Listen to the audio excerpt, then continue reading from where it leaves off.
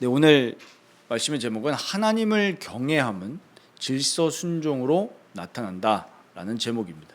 이 말이 조금 이해가 안 되실 수도 있을 것이라고 생각합니다. 하나님을 경외한다는 것이 왜 질서 순종으로 나타나냐? 우리가 하나님을 경외한다는 표현을 많이 씁니다. 하나님을 경외합시다. 나는 하나님을 경외하면서 살아가고 싶어요 라고 했을 때 하나님을 경외한다, 우리가 하나님을 두려워한다, 이런 얘기는 결국 하나님을 인정한다는 거죠. 그러면 하나님을 인정했을 때 하나님이 우리 삶에 세우신 질서가 있습니다. 그 질서를 인정하고 그거를 존중하면서 그 질서대로 살아가는 게 그럼 진짜 하나님을 경외하는 거죠. 그러면 오늘 우리 11장의 첫 부분을 읽었는데 다음 주에는 이제 성만찬에 대한 얘기가 나옵니다. 그럼 이 성만찬과 지금 예배 드릴 때 여성들이 머리에다가 덮개, 아시죠? 우리 저기 카톨릭 교회 가면은 여성들이 미사 드릴 때 쓰죠. 한때 이 아주 우리 한국에서 최고로 이쁘다고 하는 연예인이 미사를 참여했다가 이 덮개를 쓰고 참여하는 모습이 사진에 찍혔는데 사람들이 난리가 났죠. 왜요? 너무 예쁘다고. 그 쓴 모습까지. 네. 지금도 실제로 그렇게 하고 있습니다. 오늘 이제 그 부분이 나오는 거예요. 예배 때 여성들이 이것을 당시에 쓰지 않고 예배에 참여했는데 이게 지금 문제가 됐던 겁니다. 그래서 바울은 이거에 대해서 지금 이야기를 하고 있는데, 지금 우리가 이 상황에서 지금 봤을 때 우리 오늘 여기 참여하신 여성분들이 머리에다가 우리 이제 영어권에서 헤드 커버링이라고 하는데 아무도 안 쓰고 오셨잖아요. 그러면은 오늘 이 말씀에 의거 그 문자적으로 그대로 보면은 좀 안 되는 거예요. 지금 여기서 말하는 지금 본질적인 부분을 봐야 됩니다. 본질적인 부분들을. 자, 우리가 그러면은 요 지금 본문에서 하나님이 우리에게 말씀하시려고 하는 이 본질적인 부분이 무엇이냐를 오늘 기도하면서 우리 성령님의 이 조명하심을 구하면서 우리 삶에 적용해야 되겠습니다. 자, 우리가 오늘 바울이 어떻게 시작을 하냐면은 2절 보십시오. 그 전통을 너희가 지킴으로 너희가 칭찬하노라 그랬습니다. 그러니까 우리 흔히 사도적 전통, 이 복음에 대해서 사도들이 가르친 거에 대해서 그동안 너희들이 잘 지키고 있었다. 굉장히 젠틀하게 바울이 시작을 하죠. 처음부터 야 너네 이런 게 아니라 너네가 잘 지키고 있었는데, 그러나 3절에 이렇게 얘기를 합니다. 지금 무슨 일이 일어났냐 하니까 질서가 무너진 거예요. 지금 고린도 교회가. 11장 16절, 오늘 16절 보십시오. 논쟁하려는 생각을 가진 자가 있을지라도 우리에게는 하나님의 모든 교회에는 이런 관례가 없다. 쉽게 말하면 이렇게 될 수 없다는 얘기예요. 교회에서 여성이 예배를 드릴 때 머리를 가리지 않고 예배를 드리는 것은 하나님의 교회에 이런 관례가 없다, 이 얘기입니다. 자, 그러면 이거를 우리가 어떤 배경에서 봐야 되냐 하니까, 당시에 우리 예배에 참여할 때 이 여성들이 머리에다가 가리는 것을 하고 참여를 하는 것은 당연한 것이었습니다. 지극히. 그러면 이것을 벗는다는 것은 당시에 뭘 상징하냐면은 성적으로 열려 있다는 얘기입니다. 그러니까 순결을 상징하는 것인데, 이걸 쓰지 않았을 때 나에 대해서 어떻게 생각하든지 그건 자유다, 이렇게 사람들은 받아들였던 겁니다. 예배에 왔을 때 정결하고 순결하고 거룩하게 예배를 참여하고 단순히 그 예배에서 그치는 것이 아니라 우리 삶의 모든 부분에 그를 지킨다는 얘기죠. 거룩과 순결을. 그런데 이것을 벗고 지금 어떤 일을 한 겁니까? 기도하거나 예언. 여기서 말하는 예언은 우리가 어떤 미래를 점치는 그런 예언이 아니라 말씀을 나누고 말씀을 전하는 것을 얘기합니다. 이 예언은. 그러니까 우리 교회의 공적인 예배에 와서 여성들이 하나님이 세우신 질서를 버리고 그냥 한다는 것은 하나님의 교회에 이런 관리가 없다, 하나님의 질서를 이야기를 하는 겁니다. 자, 그러면 여기에서 가장 본질적인 부분이 뭐냐면 우리 4절 보십시오. 그리고 또 반대를 얘기합니다. 물은 남자로서 머리에 무엇을 쓰고 기도나 예언을 하는 자는 그 머리를 욕되게 하는 것이다. 지금도 우리 동방 정교회나 이런 데 가면 유대인들 보면은 어떤 머리에다 뭘 쓰잖아요, 남자들도. 그런데 남자는 쓰지 말라고 합니다. 왜 그랬습니까? 7절에 남자는 하나님의 형상과 영광이기 때문에 머리를 가리면 안 된다는 겁니다. 자, 그러면 여기서 봐야 될 것이 문제는 뭐냐면은 단순히 남자는 쓰지 말라, 여자는 쓰라, 지금 이 얘기가 아니에요. 그걸 그대로 지금 현 시대에 적용하면은 지금 우리는 다 지금 어기고 있는 거잖아요. 그럼 여기서 지금 말하려는 본문이 우리에게 말씀하려고 하는 본질이 뭐냐니까 남녀 차별의 문제가 아니라 중요한 걸 얘기를 합니다. 3절 보십시오. 남자의 머리는 누구라고요? 그리스도시다. 우리 이거 분명히 얘기해야 됩니다. 우리 하나님의 창조 질서, 남자의 머리는 그리스도시다. 그래서 남자가 머리에 뭘 쓰는 것을 하지 말라는 거예요. 왜? 남자의 머리는 하나님의 영광과 그리스도의 형상을 나타내기 때문에. 이 머리라고 했을 때는 우리가 흔히 그냥 우리 어떤 뇌가 담겨져 있는 기능적인 머리만 얘기하는 거 아닙니다. 성경에서 말씀할 때 머리라고 했을 때는 단순히 생물학적인 머리뿐만 아니라 권위를 가리킵니다. 그리고 질서를 가리킵니다. 뭐예요? 시작과 권위를 나타내는 거예요. 그러면 남자의 머리는 그리스도다라고 했을 때 남자의 모든 권위는 그리스도로부터 온다는 거예요. 우리 저번에 예배소서 얘기할 때도 말씀드렸었죠. 여자의 머리는 누구다? 남자다. 우리 여기 계신 여성분들, 저희 딸에게도 계속 그렇게 가르치고 있고 가르칠 건데 앞으로도 여자는 누구에게 복종해야 됩니까? 남편에게 복종하는 것이 창조 질서입니다. 거스르면 안 돼요. 근데 요새 이렇게 보니까 이번 주에도 이런저런 편목도 참여하고 하면서 목사님들하고 교류를 이렇게 하면서 참 많이 느꼈던 것 중에 뭐냐면 이 시대의 흐름이 교회 안에서도 너무나 많이 이런 하나님의 질서를 거스르는 것 같아요. 보니까 요즘에 이렇게 결혼을 하잖아요. 저도 이제 부교육자로 있을 때 이렇게 결혼하는 청년들의 이야기를 들어보면은 그게 딱 정답이다 아니다 상황이 다 다르니까 이렇게 딱 칼 자르듯이 이렇게 얘기할 수는 없는데 예전에는 보통 결혼을 하면은 서로 그리스도인들이 결혼을 하면은 서로 교회가 이제 같으면 모르겠는데 다른 경우가 있잖아요. 그럼 보통 결혼을 하면은 여성들이 이제 결혼한 남편의 교회로 가서 신앙생활을 하는 경우가 거의 대부분이었어요. 요새 이제 그런 이런저런 이야기 들어보니까 아는 사람들이 결혼을 했는데 여자가 있는 교회로 남자들이 옮기는 이런 경우들이 많다라는 거를 얘기를 하시는 거예요. 저도 실제로 본 경우도 그렇고 이게 단순히 이게 상황을 우리가 다 알 수는 없죠. 직장도 있을 수 있고 집에 거리도 있을 수 있고 한데 어떤 우리 세태가 어떠냐면은 가정의 머리가 남편이라는 것을 여성들이 잘 모르고 신앙생활을 하는데 이런 질서를 인정하고 순종하는 것이 아니라 기준이 누가 되는 거예요? 내가 되는 거예요. 내가. 이게 아무것도 아닌 것 같은데요. 다 무너뜨립니다. 그러니까 가정에서 우리 아이들을 어떻게 길러야 된다? 하나님은 분명히 다 성경에 말씀하셨거든요. 하나님 말씀을 잘 가르치고 부모의 교훈, 훈계 그리고 필요하면요 체벌하고 다 말씀하셨단 말이에요. 근데 이거를 거스르잖아요. 그러니까 결국에 이게 시간이 조금씩 흐르면 티가 안 나는데 이제 시간이 많이 흘렀을 때는 티가 나는 겁니다. 그러니까 이런 부분은 오늘 분명히 얘기하는 거예요. 여자의 머리는 남자다. 그런데 그리스도의 머리는 하나님이다. 이 순서를 딱 얘기하죠. 오더, 순서를 얘기를 하는 겁니다. 자, 8절에 중요한 얘기하죠. 왜 그랬습니까? 남자가 여자에게서 난 것이 아니다. 하나님께로 지음받았잖아요. 그런데 여자는 남자에게서 났다. 창세기로 거슬러 가면 너무 잘 아시죠. 하나님이 아담의 갈비뼈를 취해서 여자를 만드셨습니다. 자, 그런데 또 중요한 게 있습니다. 이러면은 여성 차별이냐, 여자를 무시하는 거냐 이럴 수 있는데 11절에 보십시오. 그러나 주 안에는 남자 없이 여자만 있지 않고 여자 없이 남자만 있지 아니하니라. 이는 여자가 남자에게서 난 것 같이 남자도 여자로 말미암아 났음이라. 이게 무슨 말입니까? 하나님이 처음 남자를 만드시고 남자의 갈비뼈를 취해서 여자를 만드셨는데 그 뒤에 보십시오. 그러나 지금 세상의 모든 남자들은 누구에게서부터 납니까? 어머니로부터 납니다. 어머니로부터. 오늘 아내가 제가 이제 씻으면서 얘기를 해주는데 아침에 일어났을 때 아들한테 물어봤다는 거예요.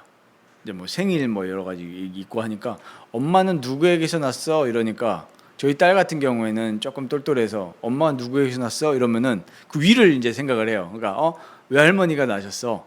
이렇게 얘기를 하는데 저희 아들은 그 생각을 못 하고 엄마? 아빠 이러는 거예요.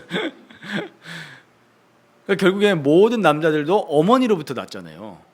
그러니까 이거는 지금 남자 여자 어떤 단순히 귀를 넘어서서 우리의 근원이 어디서 왔다고요? 모든 것은 하나님에게서 났느니라. 그러니까 하나님에게서 났기 때문에 하나님의 질서에 복종하고 또 하나님을 경외하면서 하나님의 질서, 하나님의 울타리 안에서 예배하라는 겁니다, 지금. 그런데 지금 여성들이 예배를 할 때 그리스도 안에서의 자유를 오해를 한 거예요. 이 지금 고린도 교회에 모인 이 성도들의 배경은 다양하잖아요. 그러니까 이 로마, 헬라 이런 철학들의 엄청난 영향을 받는 거예요. 그러니까 그 당시에 많은 사람들이 성적으로 방종하고 이랬던 지금 이 지역 아닙니까? 그러다 보니까 그리스도 안에 들어온 이 성도들조차도 우리 그리스도 안에서 자유해 이걸 착각을 해가지고 하나님이 말씀하셨던 그런 모든 부분들을 부정을 하는 거예요. 착각을 하는 거죠. 그리스도 안에서의 자유를 오해한 겁니다. 그러나 하나님 질서가 분명히 있는 것입니다. 그래서 12절까지 우리가 이렇게 봤는데 로마서 11장 36절 보십시오. 만물이 주에게서 나오고 주로 말미암아 주에게로 돌아갑니다. 이렇게 분명히 말씀하고 있습니다. 만물이 주에게서 났습니다. 그럼 주님이 만드신 대로 우리는 살아가야 되고 주님이 이렇게 예배하라 한 그대로 예배해야 됩니다. 그래서 우리가 어떤 형상을 세워놓고 예배하는 것이 아니라 그리스도 안에서 예배하죠. 그리스도 안에서 예배한다는 것은 그리스도의 말씀 안에서 예배하는 것이기 때문에 우리가 이 말씀을 설교하고 또 우리가 강론하고 말씀을 선포할 때 우리는 뭘 믿는 거죠? 이 그리스도를 통해서 성령이 역사하신다는 것. 성령은 우리를 그리스도께로 안내하신다는 것. 그리스도께로 안내한다는 것은 말씀으로 안내하는 것이다. 어떤 형상이나 어떤 사람이 아니라 말씀으로 역사하신다. 그게 하나님의 질서잖아요. 하나님의 방법이고. 그러니까 예배할 때도 하나님의 방법대로 하나님을 경외하면서 예배해라. 그러니까 쉽게 말하면 내 마음대로 예배하지 말라. 그 이야기를 하는 겁니다.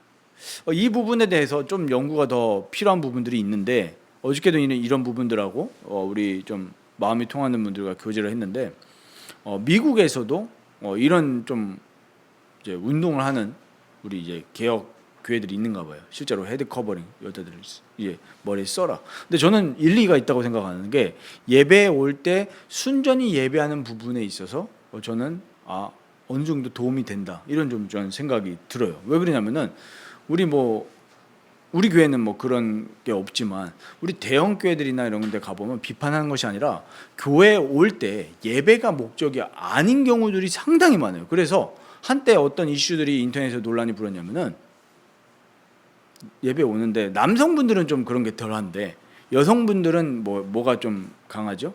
액세서리라든지 이런 좀 치장하는 것들이 있잖아요. 예배하러 올 때 그 가방 있죠. 그 가방은 또 브랜드가 많이 티가 나잖아요. 그랬을 때 예배하러 들어오는데 서로 이제 그거 보고 있는 거예요. 저 권사는 C사에 저 집사님 보는데 나이도 어린데 H사에 이래버리면 교회 왔을 때 우리 순전하게 예배하는 것이 아니라 자꾸 이런 것들로 우리의 시선이 그리스도께로부터 분산이 돼버려요. 그래서 저는 이 여자가 단정하게 옷을 입고 머리에 뭘 썼다 했을 때 이 머리라고 했을 때 굉장히 나타내는 부분이 많습니다. 실제로 머리라든지 우리 귀걸이라든지 여러 가지 이런 것들이 문제가 된다기보다도 우리가 그게 과하게 되어지면 어떻게 되어지죠? 우리가 하나님을 예배하고 서로 사랑하는 부분에 분명히 단점이 존재합니다. 그래서 우리는 항상 하나님을 경외하고 하나님을 온전히 예배하고 형제 사랑하는 그런 신앙인이 돼야 돼요. 근데 우리가 남을 배려하지 못하고 과하게 한다? 이런 부분을 실족하게 한다고 우리 분명히 우리 지난주에도 설교에서 나눴었죠. 우리가 이런 부분들을 생각하면서 우리가 그리스도 안에서 자유를 오해해서 내 마음대로 예배하고 내 마음대로 신앙생활하는 부분들을 우리는 오늘 이 본문 말씀을 통해서 분명히 경계해야 되고 조심해야 됩니다. 이런 부분을 우리가 지금부터 잘 갖춰 나가야 되는 거죠. 자, 이렇게 하나님은 질서를 만드셨는데 우리의 모습은 하나님을 인정하지 않고 부정하는 모습들이 우리 삶에 너무나도 많습니다. 이성 또 우리의 입술로는 하나님을 부정하지 않아요. 하나님을 믿습니다. 이 땅에 내가 그리스도인을 고백하는 사람들은 얼마나 많습니까? 매년마다 시상식에 많은 연예인들이 나와서 하나님을 찬양하고 하나님께 영광 돌립니다. 이렇게 하는 사람 너무 많아요. 그런데 실제 우리의 삶의 모습과 행동은 하나님을 인정하지 않는 경우가 너무나 많습니다. 당시 이 고린도 교회도 그런 영향을 고스란히 받은 거예요. 고스란히. 바울은 교회가 이런 관례가 없다라고 분명히 마지막 절에 강력하게 얘기하죠. 이러면 안 된다는 겁니다. 지금 시대는 어떠합니까? 단순히 예배 때 이 여자가 머리에 덮개를 쓰냐 안 쓰냐 그런 걸 떠나서 하나님을 인정하지 않고 하나님의 질서를 인정하지 않기 때문에 오는 문제들이 엄청나게 많습니다. 결국에 교회에 오는 문제들은 왜 그런지 아십니까? 하나님을 경외하지 않고 하나님을 사랑하지 않기 때문에 내 마음대로 목사가 자기 마음대로 목회하고 자기 마음대로 설교하고 장로님들이 자기 마음대로 교회를 다스리고 하니까 문제가 생기는 거예요. 성도들도 교회에 왔을 때 하나님의 질서 이런 것보다는 내 마음대로. 그러니까 막 이런 얘기들이 뜨지 않습니까? 장로 없는 교회. 그거는 하나님의 질서를 부정하고 내 마음대로 내 마음의 편한 대로 신앙생활 하겠다는 거거든요. 교회조차도 그러고 있습니다. 오늘 우리가 디모데후서 4장 3절 4절을 우리 좀 같이 봐야 되겠습니다. 우리 디모데후서 4장 3절 4절 한번 찾아보시기 바랍니다. 오늘의 이야기입니다. 때가 이르리니 사람이 바른 교훈을 받지 아니하며 바른 교훈이라고 했습니다. 이 성경에서 말씀하는 교훈은 말씀입니다. 올바른 하나님의 말씀을 받지 않아요. 자기 입맛에 맞는 말씀을 듣고 싶어 합니다. 바른 교훈을 받지 아니에요. 왜요? 귀가 가려워져 가지고 자기의 사욕을 따를 스승을 많이 둔다 그랬어요. 그러니까 하나님이 말씀하신 질서 또 하나님의 창조 원리대로 살아가기보다는 자기 사욕이에요. 내가 이렇게 살고 싶은데. 방종을 허용하는 메시지, 타락을 허용하는 그런 메시지, 괜찮아, 예수 믿으면 괜찮아, 천국 가, 이런 메시지를 얼마나 많습니까? 4절 보십시오. 그 귀를 진리에서 돌이켜서 허탄한 이야기를 따른다 그랬어요. 교회 안에만 있는 것이 아니라 교회 밖에도 마찬가지입니다. 우리 포스트 모더니즘부터 시작해서 인권, 자유, 그리고 우리 벌써 그 역사는 꽤 긴데 우리 프랑스 1968년 혁명부터 시작이 된 거지만 그럼 PC주의, 쉽게 말하면 뭡니까? Political correctness, 정치적인 올바름, 이런 것 때문에 얼마나 많은 사람들이 자유를 얻은 것 같지만 실제로는 병들었습니까? 성을 내가 선택할 수 있다라는 메시지가 얼마나 서구권을 강타했습니까? 남성, 여성만 있는 것이 아니라 제3의 성이 있다라고 얘기를 하면서 내 자유예요. 내 자유. 나는 남자로 태어났지만 남자이고 싶지 않아. 더 이상 나는 여자가 되고 싶어. 뭘 부정하는 겁니까? 하나님의 질서를 부정하는 거예요. 근데 웃긴 사실은 뭡니까? 요번에 영국 성공회에서 무슨 일이 일어났죠? 동성애자, 쉽게 말하면 교주를 세운 거예요. 주교. 동성애 주교. 쉽게 말하면 목사인데. 그런 일들이 일어나고 있습니다. 영국 성공회는 그나마 우리가 교류가 가능한 그런 교리를 가지고 있었음에도 이제 동성애자 주교를 세운 일이 일어나고 말았습니다. 근데 그런 사람들은 뭐라고 항변합니까? 약자들 탄압하지 마십시오. 소수자들을 보호하십시오. 그 얘기 들으면은 우리가 기독교적인 사랑으로도 품어줘야 되나? 이렇게 얘기하죠. 우리 경험했잖아요. 타락한 사람들을 가지고 이건 회개해야 된다. 정죄가 아니잖아요. 회개하고 새롭게 시작하자. 이랬을 때 뭐라고 합니까? 뭐라고 했어요? 살려야 됩니다. 그 메시지랑 성소수자들을 탄압하지 마십시오 메시지랑 똑같은 거예요. 겉으로는 굉장히 연민해야 된다라는 우리 생각이 들잖아요. 그러나 뭘 거스르는 거죠? 하나님의 창조 질서를 거스르는 겁니다. 아까 분명히 말씀했잖아요. 남녀 차별 메시지가 아니라니까요. 바울은 분명히 뭐라고 얘기합니까? 남자가 하나님께로부터 났고 여자는 남자에게서부터 났다. 그런데 나중에 뭐라고 하죠? 그러나 남자도 여자에게서 났다. 그러면서 모든 것은 하나님에게서 났느니라. 우리가 하나님을 경외한다는 얘기는 하나님의 질서를 인정하고 그거대로 산다는 얘기예요. 그런데 지금 얼마나 자칭 지식인이라고, 심지어 기독교 신학교 교수들까지도 인권 운운하면서 하나님의 창조 질서를 부정하고 있지 않습니까? 그걸 지지해주고. 아이들도 마찬가지입니다. 아이들은 하나님이 뭐라고 말씀하셨냐면 말씀과 교훈, 훈계로 양육하라고 했습니다.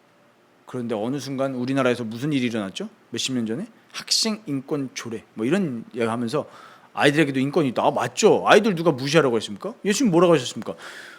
쭉 찾아올 때 제자들은 뭐라고 했죠? 벌써 이 시대는 어린이들은 진짜 뭐 거의 사람이 아니기 때문에, 여자나 어린이들 사람이 아니기 때문에 저리 가라. 예수님 뭐라고 하셨습니까? 천국에 가려면 이 아이들 같아야 된다. 아이들 무시하지 않아요. 하나님 말씀은. 아이들 너무나 소중하게 보기 때문에 교훈과 훈계로 양육하라고 그랬어요.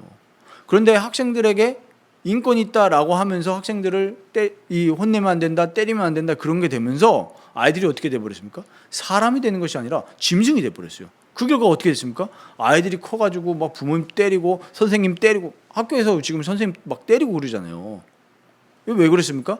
하나님의 창조 질서를 교회가 부정을 해버리니까 사회도 똑같이 그 현상이 파도처럼 들어가는 거예요. 웨이브죠. 저쪽에서 파도 치면은 결국 해안가까지 오게 돼 있는 거예요.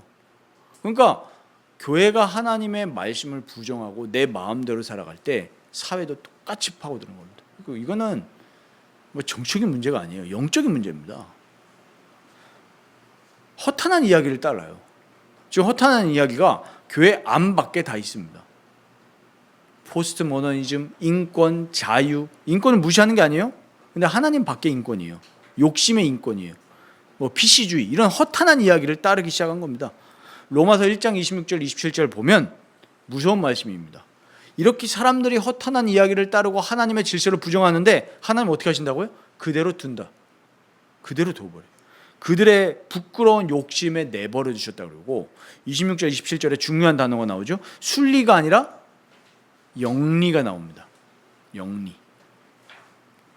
여자들이 순리대로 쓸 것을 바꿔서 영리대로 쓴다. 쉽게 말하면 동성애입니다. 남자들도 마찬가지라고 그랬죠. 그런데 하나님은 이렇게 부끄러운 그들의 욕심에 그대로 가둬둔다 그랬어요. 지금 이 시대랑 똑같습니다. 디모데후서 3장 4절 보십시오. 왜 이런 일들이 일어나냐?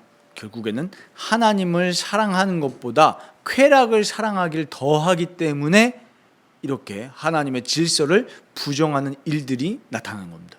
그러니까 말로는 얼마든지 나는 크리스천이에요, 하나님 믿어요 라고는 하지만 실제로 삶의 모습은 하나님을 사랑하지 않는 거예요. 하나님을 사랑하는 것보다 쾌락을 사랑하는 거죠. 내 자아를 더 사랑하는 겁니다. 디모데후서 3장 6절에서 8절을 한번 좀 찾아보시기 바랍니다. 디모데후서 3장 6절에서 8절 보면 우리 중요한 단어가 나옵니다. 남의 집에 가만히 들어가 어리석은 여자를 유인하는 자들이 있으니. 어떻게 보십니까? 저는 이걸 보면서 이건 교회다. 지금 남의 집에 가만히 들어가서 어리석은 여자를 유인해요. 그래서 교회 안에 어리석은 성도들을 유인을 합니다. 어떻게 유인을 하냐 하니까 죄를 중히 지고 여러 가지 욕심에 끌리게 만드는 거예요. 죄 짓게 만들고 사욕에 끌리게 만듭니다. 그래서 7절 보십시오. 배우기는 배워요. 항상 배우는데 끝내 진리의 지식에 이를 수 없게 만듭니다. 누가요? 남의 집에 들어가 가만히 유인하는 자들이 있다는 겁니다. 유인하는 자들. 교회 안에 들어와서 PC주의 얘기하고 동성애 얘기하고 윈권 얘기하고 하나님의 말씀보다 사람 지식 얘기하고 예수 그리스도가 없어지는 그런 이상한 가르침을 어리석은 자들에게 가라지처럼 퍼뜨린다는 얘기예요. 그 결과 끝내 진리의 지식에 이를 수 없다. 8절에 뭐라고 합니까? 그들은 믿음에 관하여 버림받은 자들이라. 무서운 말씀이죠. 하나님의 말씀에 이를 수가 없는 거예요. 말씀을 얘기하는데, 심지어 성경 공부도 하는데 실제 삶의 모습은 하나님이 말씀하신 원리와 질서에 어긋나 있는 인생입니다. 그래서 오늘 우리는 이 말씀을 잘 묵상하면서 하나님께 순종하면서 살아가는 복된 인생이 될 수 있도록 회개하고 결단해야 되겠습니다. 우리의 삶을 돌아봐야 됩니다. 나는 하나님을 믿는다고는 하지만 실제로 하나님을 인정하고 있는가? 하나님께 복종하면서 살아가고 있는가? 근데 이거를 하지 않기 때문에 그냥 내 마음대로 살아가요. 근데 진짜 진리의 성령님이 우리에게 오셔서 우리의 마음을 치시면 뭐부터 시작되냐 하니까 내 삶을 돌아보게 됩니다. 성령님이 역사하시지 않잖아요. 내 삶을 안 돌아봅니다. 안 돌아봐요. 그냥 나는 올바른 길을 가고 있다고 생각해요. 그러나 진리의 성령님께서는 우리를 죄에 대하여, 세상에 대하여 우리를 책망하신다고 그랬죠. 깨닫게 됩니다. 아, 내가 하나님께 복종하지 않으면서 살았구나. 하나님을 올바르게 예배하지 않고 예배한다고 했지만 실제로는 우상 숭배하면서 살았구나. 이런 것들을 돌아보게 하시면서 첫 번째 나오게 하시는 반응이 회개예요. 회개. 아, 내가 하나님을 경외하지 않았구나. 회개하게 하십니다. 그래서 우리는 간절하게 구해야 될 것이 뭐냐면 성령님의 도우심입니다. 도우심. 회개할 수 있도록 하나님, 회개할 수 있는 그 성령의 불을 우리에게 내려주옵소서. 그리고 우리가 기도하는 영혼들이 있지 않습니까? 어떻게 기도해야 됩니까? 낙심도 하고 여러 가지 환경들이 있겠지만 기본적으로 뭐부터 시작해야 되냐면 하나님, 저들이 회개케 하옵소서. 여호와께로 돌아오게 하옵소서. 우리 이번 주에 마가복음 1장 읽었는데요. 마가복음 1장 1절에 뭐라고 합니까? 예수 그리스도의 복음의 시작이다 하면서 뭐부터 시작합니까? 회개하라. 하나님이 세례 요한을 보내셔서 회개하게 하셨습니다.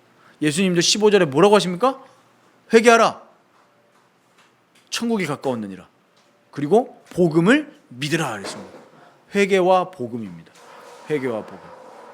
회개. 뭘 회개합니까? 우리가 하나님을 인정하지 않고 하나님을 사랑하지 않고 하나님의 질서대로 살아가지 않았던 모든 부분들을 회개해야 되는 겁니다. 그렇게 회개하게 되어질 때 진짜 회개는 뭘로 이어집니까? 삶의 모습으로 나타납니다. 많은 사람들이 입으로만 그리스도인인 사람들이 너무나 많아요. 근데 실제 삶의 원리와 삶의 모습은 그리스도 우선이 아닙니다. 오늘도 질서에 대한 부분이 나왔잖아요. 우리가 이 단순히 머리에 쓰고 안 쓰고를 떠나서 하나님을 인정하는 법을 배워야 되는 거예요.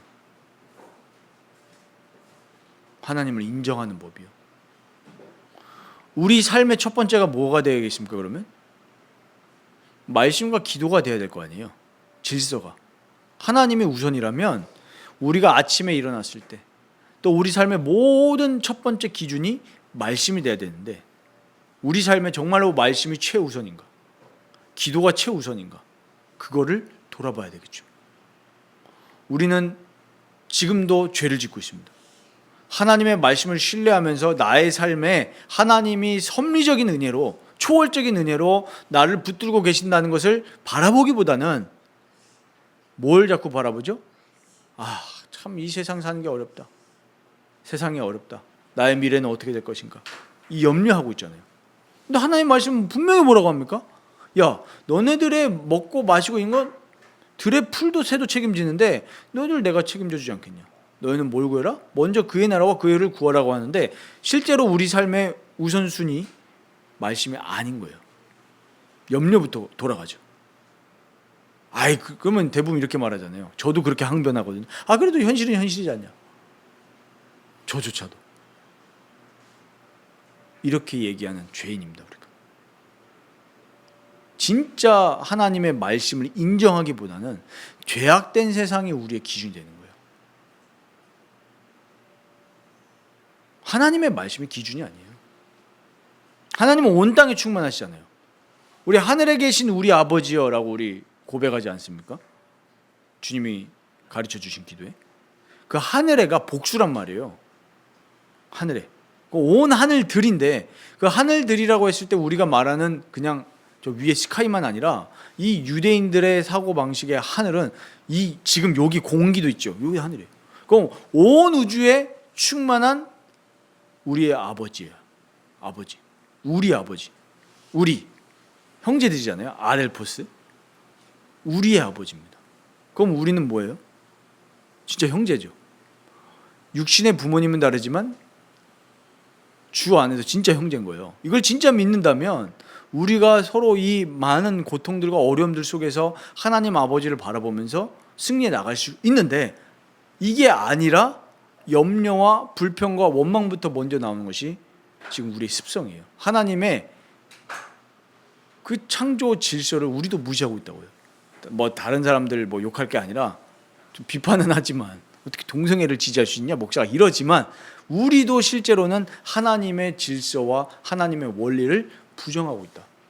이거를 성령님께 도움을 구해서 회개해야 된다는 겁니다.